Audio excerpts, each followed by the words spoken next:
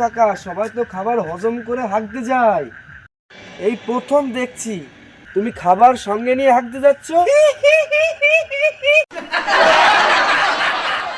পাগল কোথাকার, মাঠে হাগা জুগার আছে। এই ঠান্ডায় একটু মাল খেতে যাচ্ছি। মাল খাবেন তো বোতল কোথায়? এই বোতল দেখলে পাড়ার লোক সন্দেহ করে, আবার পুলিশেও ঝামেলা করে। তাই বুদ্ধি করে মাল বদনাই ঢেলে এনেছি। যান কাকু, রাত হয়ে যাচ্ছে, আপনারা সময় নষ্ট করব না।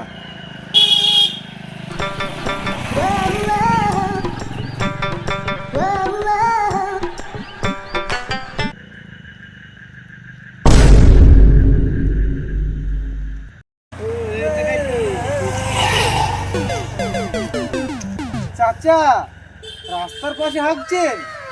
না রে বাবা, হাগছি না, কাউকে বলিস না, একটু মাল খাচ্ছি।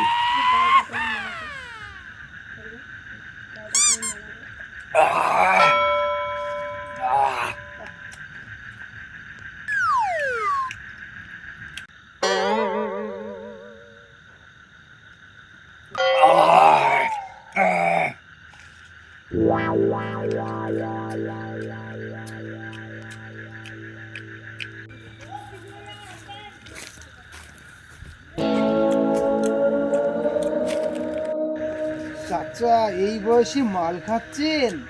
এই বয়সে আমি খাবো না, তাহলে তুই খা। আমার ছেলে মেয়ে বউ নিয়ে সুখের সংসার, আমি কিসের জন্য মাল খেতে যাব? গুড বয়, ভেরি গুড বয়।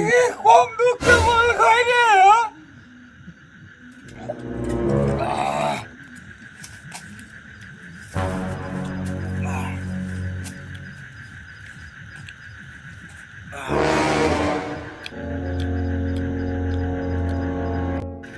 ছোটবেলায় মা বাবার ভালো সন্তান হতে পারিনি,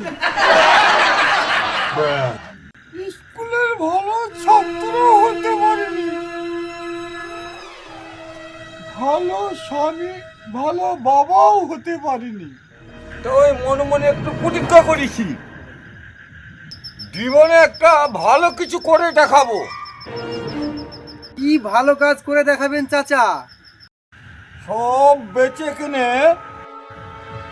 মাল খেয়ে ভালো মটন হয়ে দেখাবো। চাচা, মাতাল কখনো সমাজের কাছে ভালো হতে পারে? আপনার নিজের ছেলে মেয়ে আপনাকে ভালো বলে? মাতাল বলে কেউ মেয়েই দেয়নি, বিয়েই হয়নি, ছেলে মেয়ে কোথায় পাবো?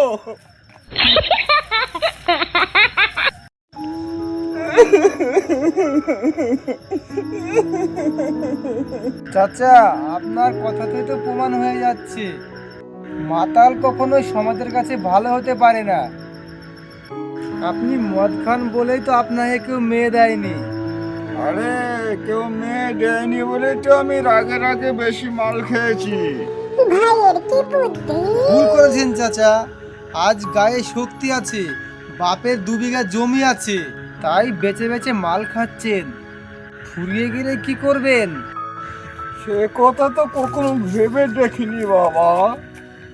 লোকের ছেলে মেয়ে থেকেই দেখছে না, আপনাকে অসময়ে কে দেখবে? এতদিন তো নিশ্চিন্তায় মাল খাচ্ছিলাম, তুমি আমায় চিন্তায় ফেলে দিলে বাবা। ভালো হওয়ার জন্য কোনো দিন তারিখ লাগে না চাচা, আপনি নেশা ছেড়ে দিয়ে ভালো হয়ে যান। গুড বয়, ভেরি গুড বয়। এই তোমার গায়ে হাত দিয়ে প্রতিজ্ঞা করছি বাবা, কান ধরে উদ্বাস করে বলছি বাবা।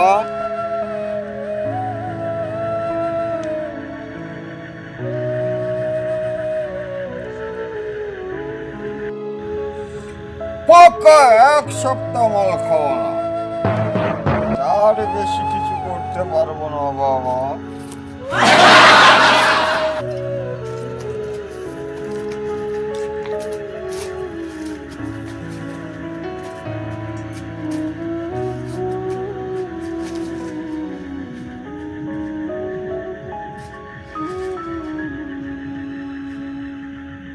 বন্ধুরা, আপনারা কেউ নেশা করবেন না।